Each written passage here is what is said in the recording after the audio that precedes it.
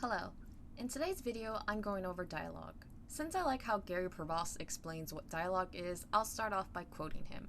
Dialogue, according to my dictionary, is a conversation between two or more people. But in fiction writing, the term is used more generally to mean the words a character speaks, whether he is with one or more people or alone. Dialogue is the chocolate-covered munchies of fiction writing. Well-written dialogue is just a little more fun than the rest of writing. Dialogue, like non-fiction quotes, brings the people front and center. Dialogue has a lot of rules when it comes to formatting. A little tangent here. If you noticed I said rules, that's because formatting dialogue is a normative thing. It's something that ought to be a certain way, similar to grammar. Since there's a lot to how dialogue should be formatted, and I found a blog post that covers most of it, I'll link that down below. To add on top of the information in that article, when it comes to quotes, both single and double quotes are always words spoken out loud. Depending on where you live, the norm may be to use single quotes or it may be double quotes. But generally, these are always words that are spoken out loud. On to dialogue tags. Dialogue tags are words used to indicate who is talking and sometimes how the words are spoken. Said is the most common dialogue tag. Asked, replied, stated, yelled are all dialogue tags too. There are also things people mistake as dialogue tags. Words such as hissed, laughed, smiled, yawned, growled, sighed, gulped. Those are action beats, not how words are spoken. Take, for example, hiss. How do you hiss words? Hiss. You could hiss in between words, but you can't hiss them. You can always Google a list of dialogue tags, but if it has hissed, laugh, growled as an option, I suggest looking for another list. Circling back to said. Said is passive. The reader expects to read the word said countless times in a book, and so the reader will gloss over the word said and it will steadily register to them. Other dialogue tags such as yelled, responded, etc., those are words the reader doesn't expect. It's something that will make them pause to register. Because of that pause, the words will have a greater effect, more impact. In a sense, think of it as you yelling at the reader, "This piece of dialogue is important," so the reader will mentally highlight it. But if you were to say, "This line is important," and this one, every single piece of dialogue is going to be highlighted. Besides yelling at the reader all the time, when you do use a variety of dialogue tags often, you end up coming off as a new, inexperienced writer. Like you're trying to impress someone with all the ways you can replace the word said. You may have heard said is dead, and to some extent that's true. More and more readers are preferring books with no dialogue tags, and by that I mean the least amount possible. Dialogue tags are necessary to prevent confusion on who is speaking. I remember something George R. R. Martin said, that you should be able to tell who is speaking without any dialogue tags, that the way the character speaks should be distinct enough for you to know who it is, and I agree with that to a certain extent. Although your character should be distinct enough to determine who's speaking, dialogue tags can make it easier on the reader. Although said is passive, if you add things to said like an adverb that ends in ly, then it's no longer passive. Said softly, angrily, boldly, etc. Those are the same as other dialogue tags. It brings attention to it. My advice is, if you like using dialogue tags, use said most of the time, and use the other dialogue tags or add-ons with said sparingly for the most impact. Dialogue can be more than just spoken words. To quote Gary Provost, you use dialogue when you can provoke humor, color, characterize, and stir an emotion with a character's words better than you can with your own. It can also build tension and give information. All dialogue characterizes. It builds on the mental file readers have of who is this character.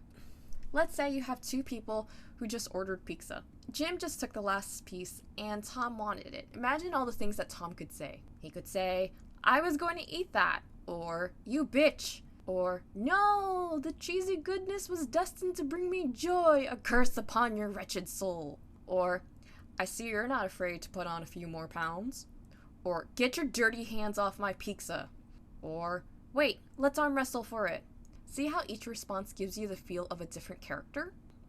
Dialogue that relays information needs to be done skillfully. If you jam it all in dialogue, then it'll feel like exposition dumping or info dumping. It's easier to relay information if one of the characters doesn't know what's going on.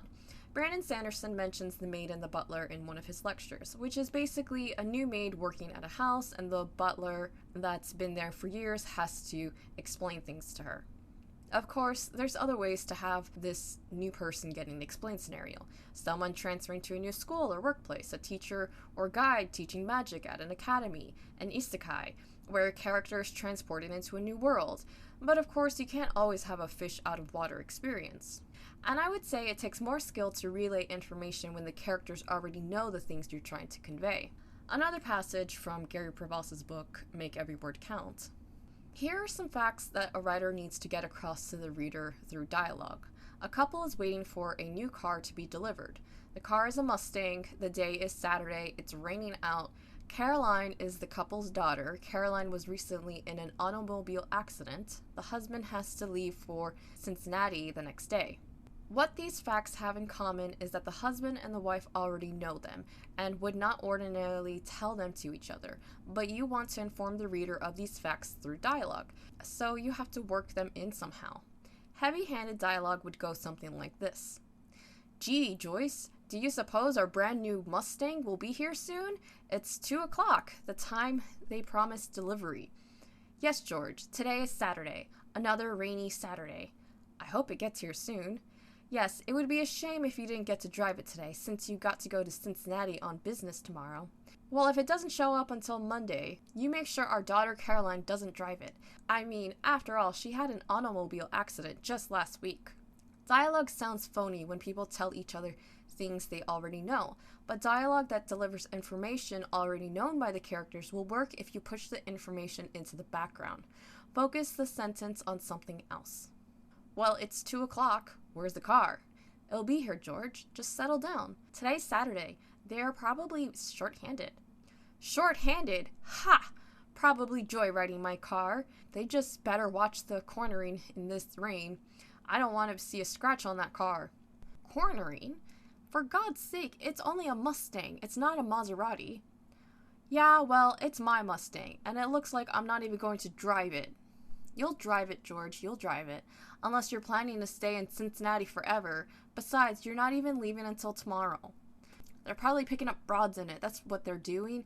Picking up broads in my car. Look, if it doesn't show up until Monday, you guard it with your life. I don't want Caroline near it. You understand?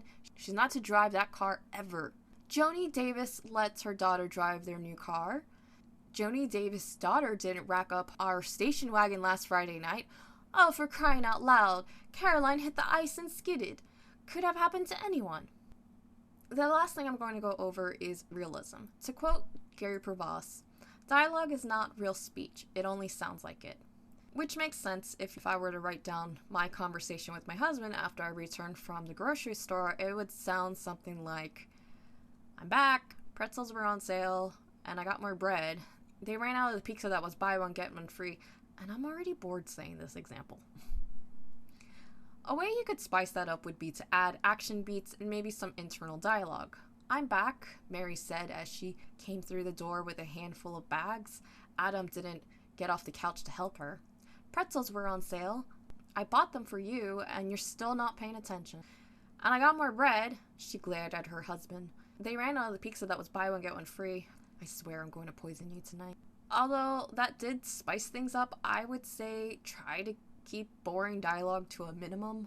Circling back to action beats and dialogue, the reason why you would want to add action around dialogue is because people don't just stand there and talk.